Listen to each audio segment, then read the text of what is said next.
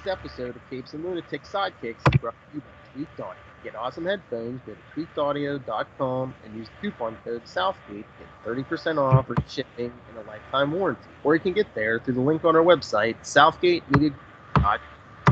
Hey, what about our Comic Capers podcast? What about us? Don't yell at that nice young lady. Well, we did the Supergirl, we did the Batwoman, we did the Flash. So, you know what that means. Legends! Wave Rider! Firestorm! How dare you? His name is Oliver Queen. For 12 years. No. Anyway, welcome back to Comic Capers, episode 67. We're getting closer, Lilith Hellfire. I am Phil. Joining me as always. Yeah. Is that your name in this country, right? Right. Yeah. You know, I was gonna say, fan of 2 episodes from now.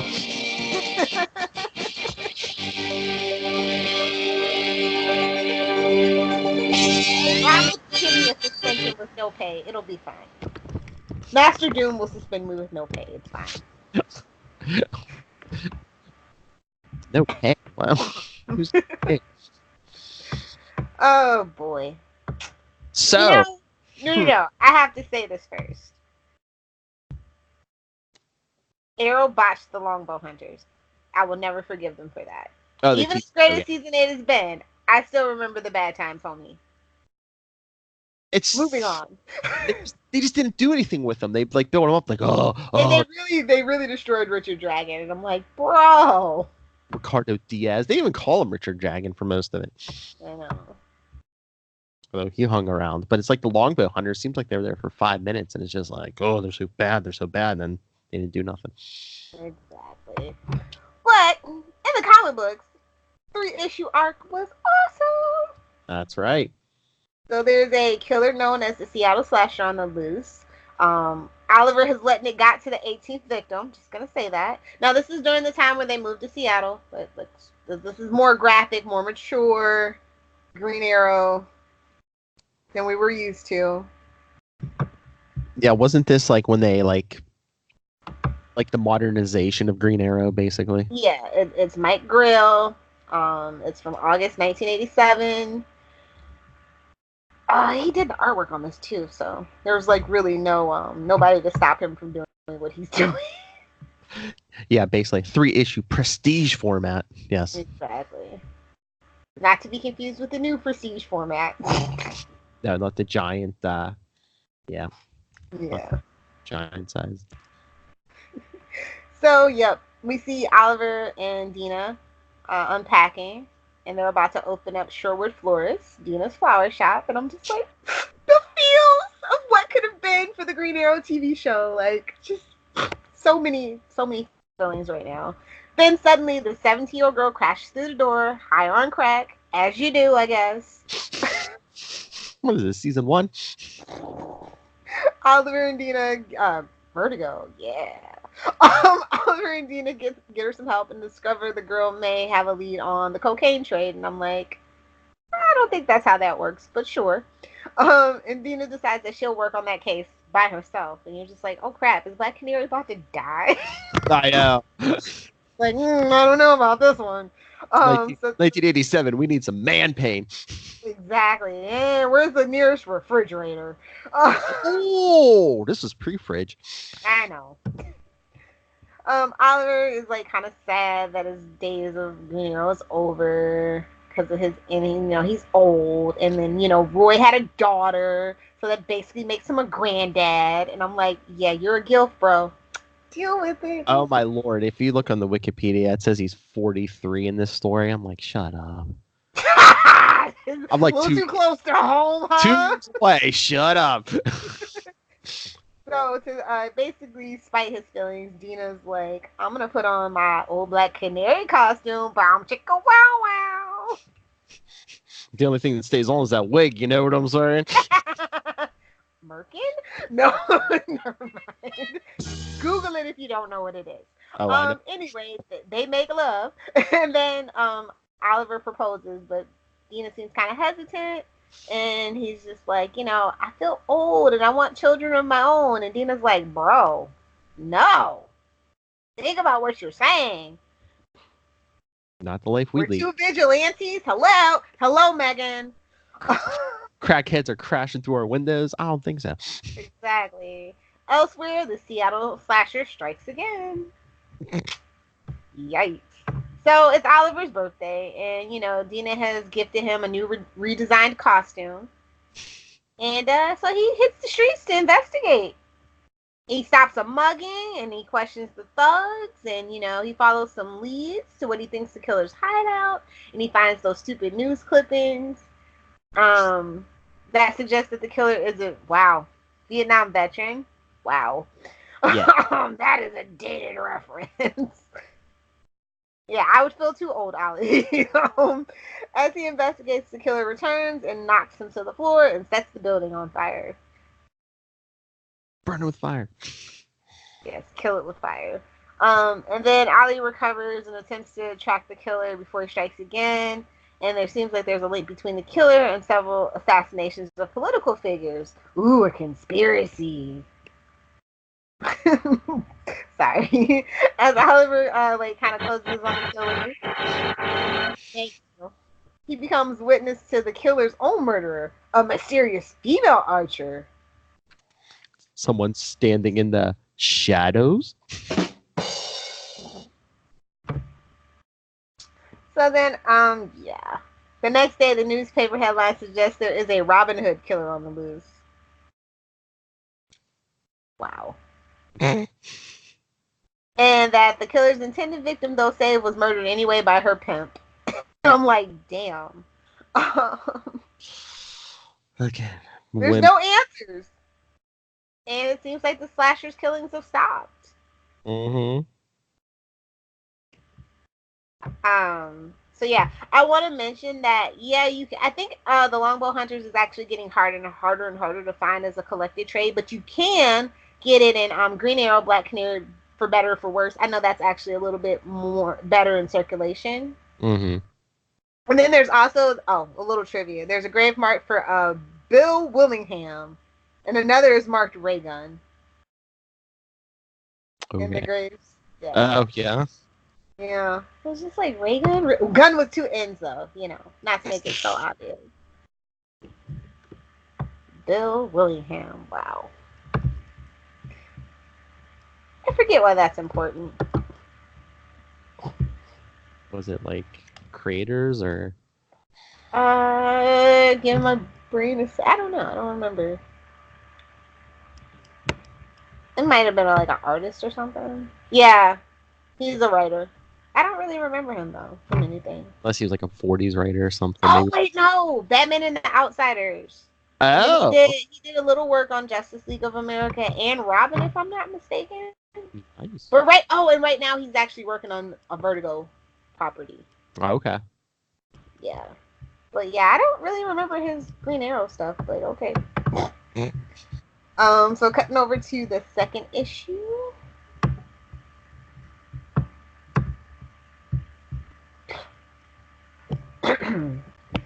Sorry, give me a second. Okay. Oh yes, book 2, Dragon Hunt.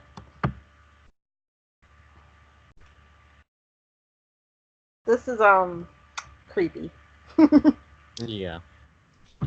Ah.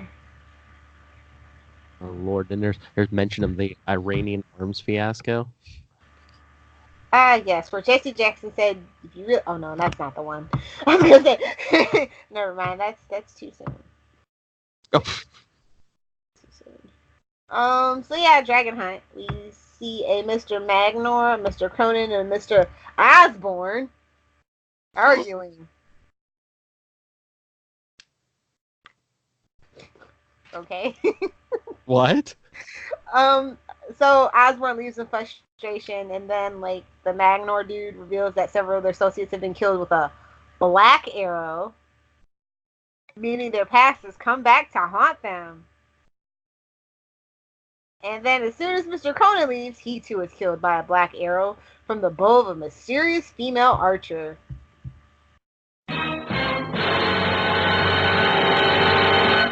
Now, I will say, despite them killing her, spoilers on Arrow, Shadow is like a better. I like Arrow's version of Shadow way better. Oh yeah. Hashtag not rapey. That's all I'm saying. Oh, true. Maybe this is why they made Black Canary leave. It all starts to come together now because of there can only be one female character to focus on at a time in a comic book, unless it's Birds of Prey. In 1987, yeah. Yeah. So elsewhere, we see Green Arrow trying to tip off the police. He's providing evidence that the killer might be a woman.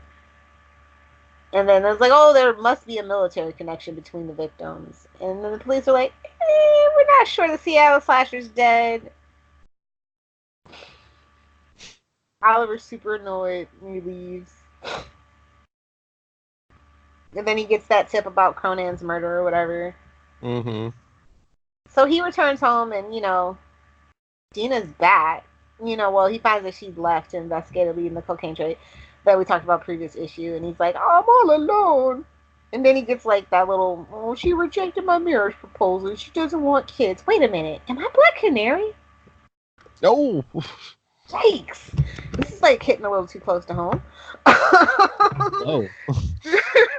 Before returning to his investigation in the morning, Oliver does check up on Dina, but thinks better of revealing his presence. And then, as Green Arrow, he kind of comes face to face with the killer herself. I'm like, okay. He threatens her with his bow. Hey-oh. Ew. But she can see in his eyes that he isn't a killer. And I'm like, just give it one more issue, I guess. Give it time. She fires an arrow past his head and he attempts to subdue her, but she is really great at what she does. And I'm like, who is this lady? Shiva? Yeah. And then, that arrow actually was meant for a real target. It was the man on the street. But so, she still kills. Yeah, exactly. Oliver, you're useless. You're old and useless. Get out of here. Bring us Connor. I kid. While recovering at home, Oliver overhears that newscast that the man he saw Dina with earlier had been found dead in a dumpster. He investigates, and then he talks to that bartender, and he's like, that man had connections with Magnor Shipping. You don't say. Magnor. So Green Arrow goes stakes out Magnor's place, and then he hears that Magnor's men are responsible for the drug dealer's death. He also discovers where the man he believes has kidnapped Dina is hiding. So, yeah. Dina's being held and tortured in a warehouse by a man named Jankowski. Yep. Put that under your cap. That's going to come back. Oliver soon discovers him, and just as Jankowski's about to do some serious damage, an arrow flies straight through his chest. Oliver rescues Dina, and he notices the mysterious woman who now has a name, Shadow, otherwise known as the Robin Hood Killer, is fighting alongside him. And of course, in true comic book fashion, the warehouse explodes. Of course. She apologizes for missing his birthday as Shadow walks away. It's like, okay, so that happened. Okay, Dragon Hunt doesn't really, it's fine, I guess, because of her tattoo. I don't know. I don't know. But yes, again, this is like a mature book, so you get some nudity, get some oversized proportions. Well, blood.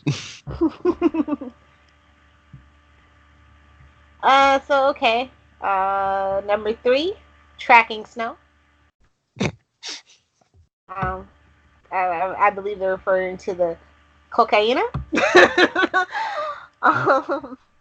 That's what makes the most sense here, right? Mm-hmm. So we see, Green Arrow having nightmares about his recent events where, that caused Dina to be tortured, and how he killed one of her captors in rage. And then in a dream, a dragon appears, saying that it and Green Arrow are one. What the hell was he smoking? I mean, this is before Seattle legalized marijuana. This is 87, so just saying. He's old. Maybe he's getting senile. Wow. Oliver wakes up at Dina's side in the hospital where he is asked to meet with Lieutenant James Cameron. I repeat, Lieutenant James Cameron. The person who should have directed Aquaman. No shade. Oh. Water. It's water. That's his thing. Hashtag still bitter. Moving on. Cameron suspects a link between Dina and Green Arrow, but lets it drop. Instead, he starts sharing evidence that the torturer Jankowski had been a military man, but he found a way to erase the record of it. And before leaving, he's like, there were 2 kinds of arrows fired at that scene. So I'm thinking there's 2 archers, but I can't prove it. Yikes. This guy's like a dog with a bone. Later, Oliver investigates the nature of the dragon tattoo he saw on Shadow's arm. The tattoo artist explains that the tattoo is related to the Yakuza. Mm-hmm. And Oliver infers that the tattoo was given to her as a child. I'm like, I don't think that's how the Yakuza works, but okay. In flashback, it is shown that a young Shadow was trained by the Yakuza in archery in order to redeem her father's honor by killing the men who dishonored him. Child soldiers. Meanwhile, Mr. Osborn grows impatient with Mr. Magnor, and it becomes clear that Mr. Osborn and the CIA are offering Mr. Magnor's drug operation. Oh, I totally forgot about this part, where I was like, preach, true that, CIA and drugs, yes.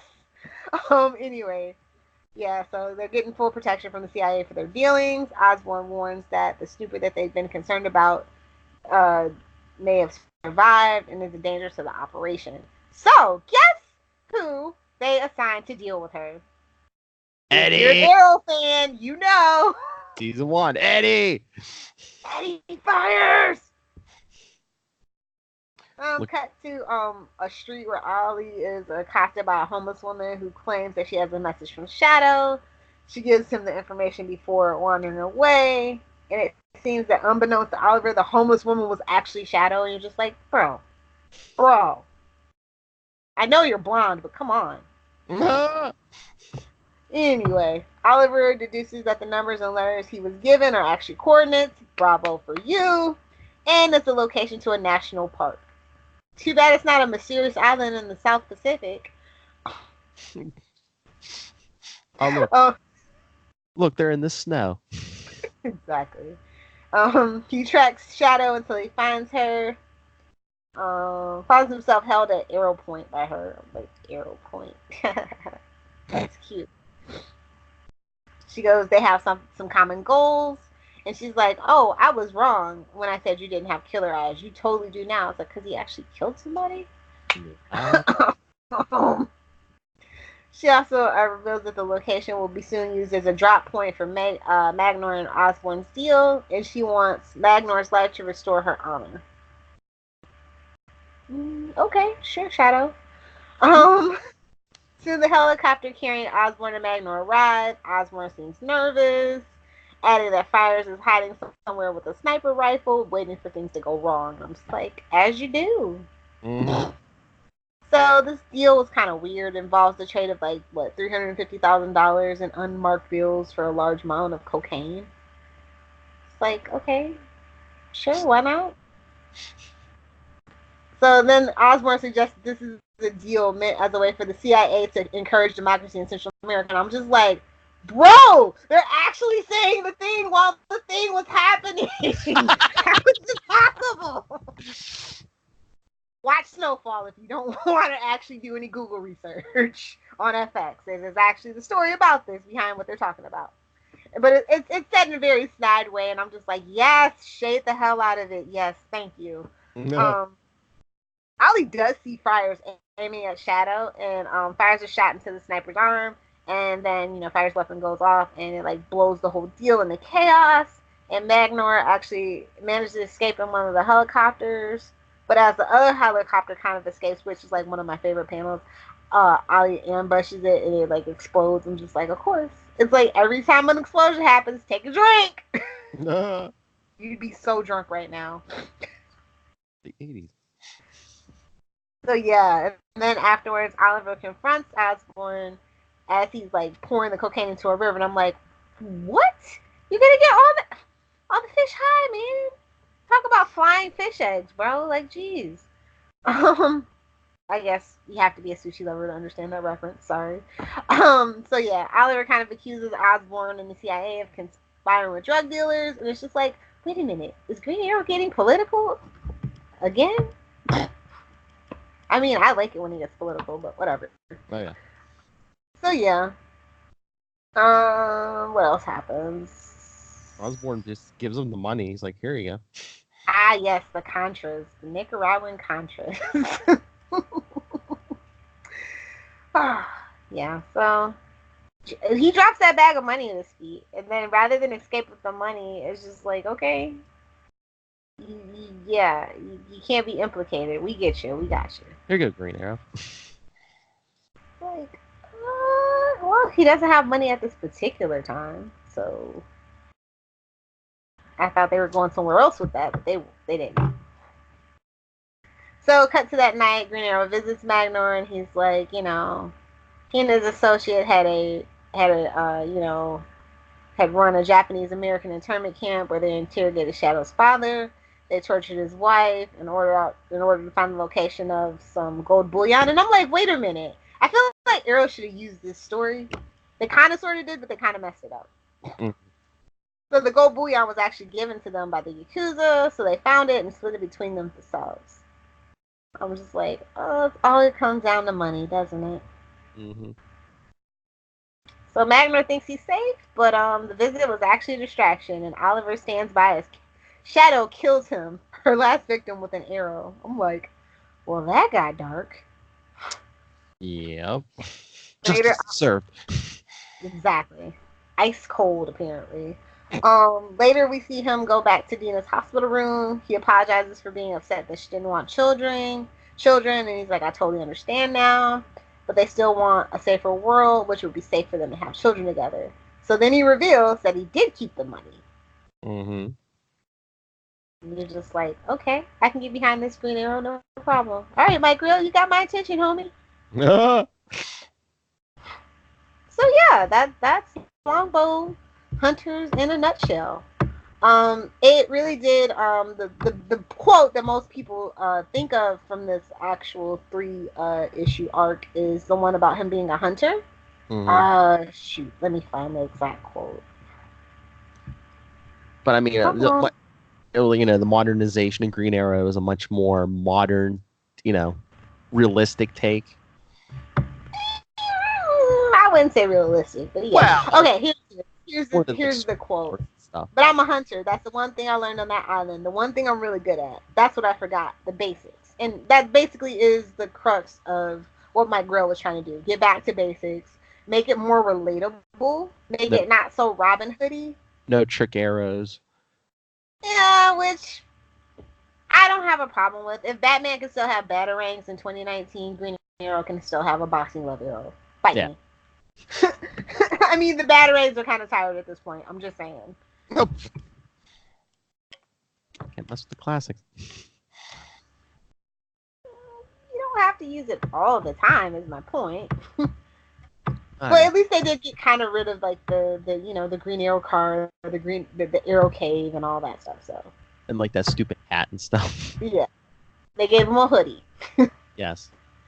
But I did love the move to Seattle, which was like for the touch of realism. I actually love that. And I love the Shorewood Florist shop. I love the Black Canary relationship. I think my girl actually handled it the best out of second or like in the top 3 best. He kind of understood that relationship and how important it was and how they were equals and things like that. And I just fast forward to today, and some people could really take a lesson. But yeah, then it set up Grell's 80-issue run of I could have sworn I guess it wasn't called Green Arrow back in the 40s or whatever, but set up more fun comics. Yeah, the first ever Green Arrow ongoing series. Mm-hmm. Exactly. So yeah, that that was huge for Green Arrow. He really had a moment there. I heard it was like a really, at that time, it was like a really big deal, and it actually did pretty well. Mm-hmm. But the world just wasn't ready for Green Batman. They just weren't ready yet. Honestly, I think it took until Justice League, the cartoon, for people to really like, Yeah. I don't know if it's just the timing too, because this came out in '87. Then like 2 years later, Batman gets a yeah. Like I said, the world wasn't ready for Green Batman just yet. And it was, and again, it was a more mature book, so it's like you really couldn't be giving this to a lot of kids and stuff. And yeah. Which, honestly, I think they knew where their bread was buttered back in the 80s a lot more than they do right now. Like, everybody's like, oh, the youth don't want that. They want trolls and Snapchat. They're not, you know what I mean? Yeah, they want their sexy fanfic on Wattpad. Like, they're not, it is what it is. Like I said, if Marvel gave me Mephisto is actually Uncle Ben the whole time, buy DC, buy Archie comics. It's Marvel all day, every day. Wow. The thing DC could do for me is, I don't even know at this point. They could fire Bendis and I still wouldn't care at this point. Whoa. Like, it's a little too late. I'll stick with the classics, thanks. Bendis. But I will say, I do love DC's TV universes. I love the DC universe TV shows, and I love the Arrowverse shows. So that's something they're getting right. Cannot wait for that crossover. The crossover to end all crossovers. Nobody else is ever going to be this ambitious. Even Dick Wolf couldn't be this ambitious if he wanted to. Dun dun. I mean, you have like what, Chicago Fire, Chicago PD, and the other one. It's like, yeah, you get a whole night. Well, we're giving you 5 damn hours. Have fun, kids. It's going to be its own DVD at this point, probably.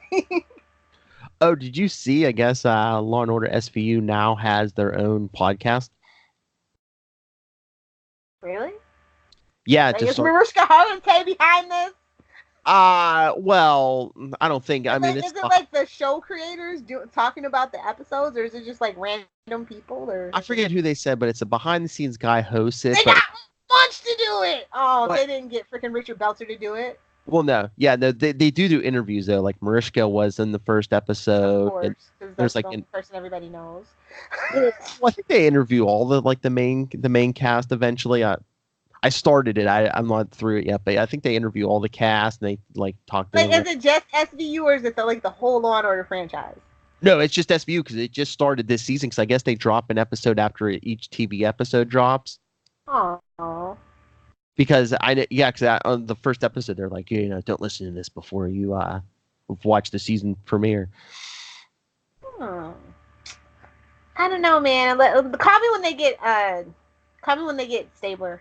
Chris Elliott on Maloney. Chris What? The only person I care about. Sorry, Ice-T. Come on, Marvel. Come on, DC. We'll drop a podcast after every issue you publish. Come on. Bro, that meant I would probably be a lot nicer if I could see I think my problem is that I don't have a lot of time to really digest the episodes like I used to when it was just Arrow. I used to be able to watch it 2 or 3 times, really break stuff down, really care, but it's so many other shows I gotta get to. Sorry, I was I only catch one Easter egg. Oh yeah, back at Arrow season 1 and 2, yeah, it's just you could just watch one over. I digested it and digested it. Now it's okay, we got 5 more shows coming. Move along. It's okay, Supergirl, Batwoman, Black Lightning, Flash, and now Arrow, and don't forget Legends. Whenever they come on. But yeah, no. I really, I don't know, the first time that I read it, I was just because I'd read the stuff after Girl before I actually read this. Yeah. I think I ended up doing Green Arrow Year 1 before I read this. And I actually don't like Year 1. And I didn't like this at first either. But then, I don't know, it grew on me. As they, kind of started to, really mess up Green Arrow, the more that I was oh, this isn't that bad. And then I started seeing, all the good in it, the relationship aspect, and really diving into who Oliver is as a person, especially without his money and stuff. Yeah. I think I was like you. I started picking it up around when Kevin Smith started. So I went back. I got some of the Grell stuff. I got some of the Connor Hawk stuff. But yeah, I grabbed this and I was like, hey, Connor Hawk in the Justice League is not that bad. It actually isn't that bad. Oh yeah, taking down the key. But yeah, no, I read some of the other Grell stuff, and then I came back and read this, and I was like, okay, I see where he was going. Yeah, exactly. You need a little perspective and like distance, I think, to really appreciate this. Yeah. But I like a lot of Grell's other work, so it's kind of weird that initially I didn't really like care for it. Cause I'm a fan of the Robin Hood look. I think at the end of the day, like I said, Hard Traveling Heroes is like absolutely my number one favorite Green Arrow thing ever. So it's just like, you know, literally a social justice warrior. Like literally, Green Arrow did it first. Yeah. So yeah. So it's like really hard to top, which we'll get to eventually one day, probably. Yes, we will. So yeah, that's all you need to know really about modern day Green Arrow. Yeah, read this; it'll catch you up real quick. Yeah, I mean we've done other stuff. We did the Kevin Smith run. We did that New 52. Yeah. Was that the Longbow Hunters too? Basically, it kind of was, but like not really. Not really. No, New 52 version, yeah. Yeah, exactly. Everybody knows New 52 doesn't count. Even DC knows New 52 doesn't count. So, oh wait, one quick random nonsense bit, and then we can get out of here. So I heard that CW is developing an Arrowverse show that is not a spinoff. So it's not the Superman show, because technically that's a spinoff. So I'm just like, why are we doubling down on all the Arrowverse shows? So wait, they're doing a show that's not a spinoff? Yeah, so I can't think of what it would be. Yeah, because basically, anything Flash, Batman, Superman, Green Arrow would be a spinoff. We already have Black Light. Are we gonna do Blue Beetle? Booster Gold? Ooh, Blue and Gold, yeah. Yeah. I think that, I feel like that's what they should be doing, but I think they should say that for HBO Max because it needs a budget. Yeah, I mean, unless they decided they're not doing a movie or it's not going to HBO Max, I don't know. I think the Arrowverse is, it's full. It's full, homie. Well, plus I really think Black Lightning might be going away. As sad as I am to say. So if Black Lightning goes away, who knows how much longer Legends. And I keep hearing rumblings about Supergirl not making it. I'm like, they're gonna give it a season 7, whether it's a shortened season 6 and 7. She's getting a season 7. # deal with it at this point. I mean, wait, has she had her 100th episode yet? She's in season 5, right? So technically, she should be around there. It should be getting close because it wasn't the Flash's 100th episode in season 5. Yeah. Yeah. So it should be coming up. I mean, they're still going to count that CBS season, right? Well, yeah, that's why it's season 5. Okay, yeah. Duh. So yeah, I don't know. I hope they do something special. And I mean, you're talking about space. I mean, who knows how much longer Legends is going to go because Brandon's leaving. Oof, yeah. Well, and that was budget effects heavy. I think that came too soon. I think that would have actually been way better as not a spinoff of the Arrow universe, you know what I mean? And its own thing on like DC Universe or HBO Max, because it definitely needs a budget. And you probably doesn't have. And you could have pulled more from the greater DC universe too, character. Exactly. And I was so bummed. I was like, wait, Wave Rider's the ship? Mm-hmm. I'm so confused right now. 90s kid. She's like, no. But anyway, yeah, I just wanted to float that rumor out. What you think? Like I said, I would be down for Blue Beetle and or Booster Gold, or Blue Beetle and Booster Gold. Oh yeah, do both.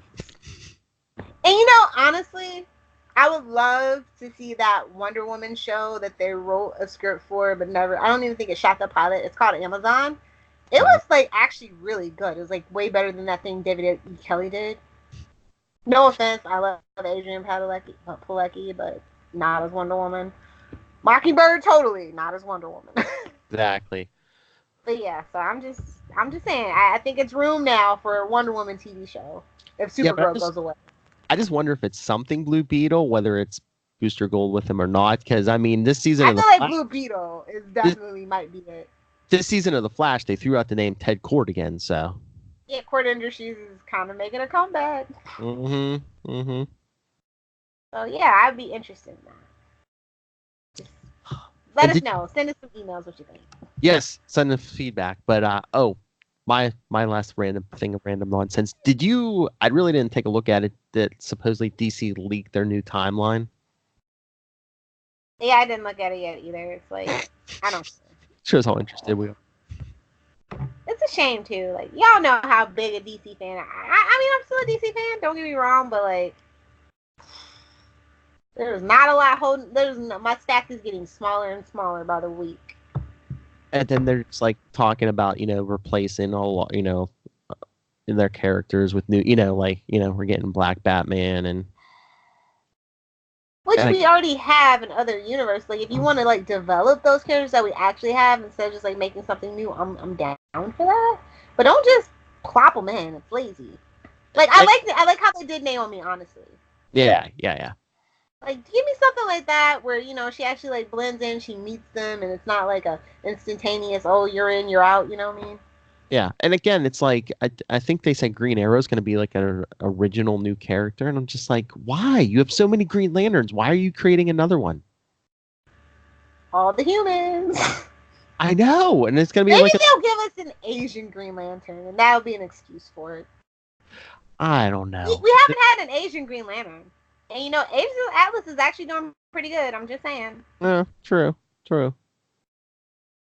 So, I mean, if there's a reason for it, make it an Asian woman, because I mean, all the human Green Lanterns have one woman. Jessica Cruz ruined it for everybody. I'm sorry. Film is the rule. That's the woman saying that, people. So, unless a female is gonna write it, I don't. Now that Kelly Thompson is busy. Damn it, leave her alone. Gail Simone. She's busy too. Yeah, true. So busy. There's more female writers out there. Are there though? I mean, you got Amanda Connors, but yeah, I mean, we had the Bensons writing. Was it Batgirl and the Birds of Prey, or? Yeah.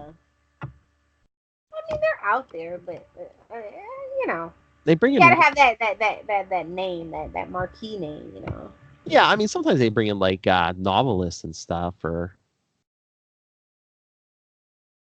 Yeah, true. So yeah, we're gonna let you guys go because we're just so random right now. Yes, because Lil's like, come on, Phil, shut up. It's Saturday. I want to go to sleep. Got a drag. All right. Sleep. We will let Lil go. All right. So next week we'll hear Wade's World here. We're continuing that good, bad, and ugly run, and then the week after that we'll be talking Green Arrow 81 through 89 from 1994. Comic Capers 68, the last episode of Comic Capers for 2019. And then God Rest Your Souls, episode 69, first episode of 2020. Lilith's pick. Lilith gets to pick our 69.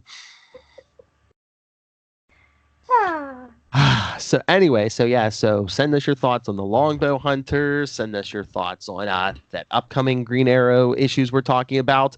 Hey, send in your requests.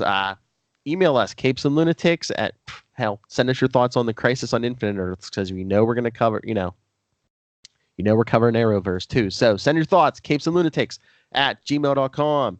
Call our voicemail, 614-382-2737. That's 614-38-CAPES.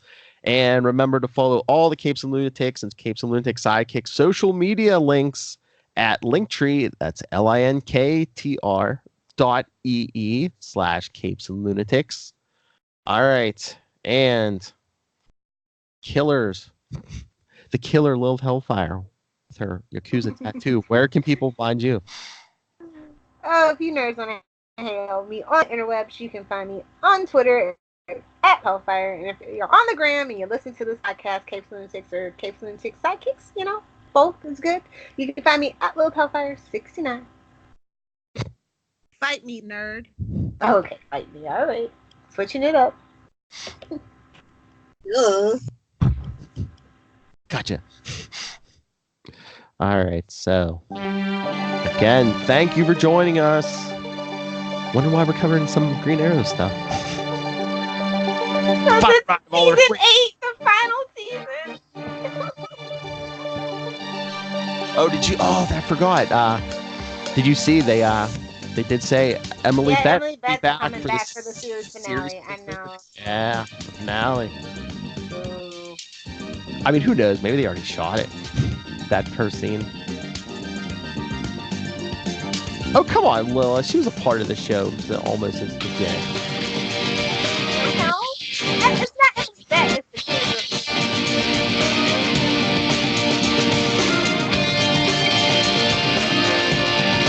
Come on, it'll be good.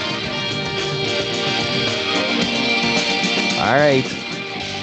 Come back next time. Don't fail this city or this podcast. Or you'll get a black arrow in the heart.